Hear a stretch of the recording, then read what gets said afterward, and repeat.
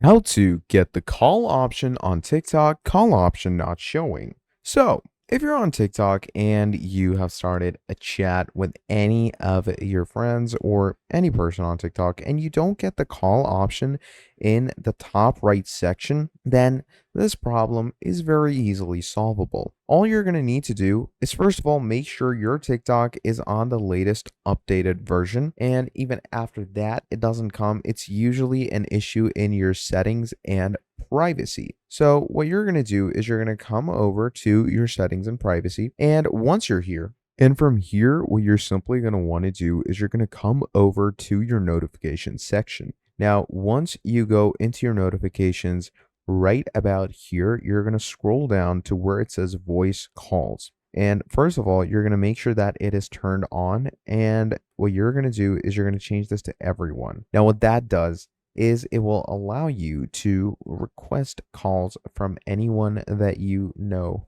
and anyone you start a conversation with. So once this option is turned on, you're pretty much good to go. So that is about it for this video. Thank you for watching till the end, and I'll see all of you next time. Have a great day. Goodbye.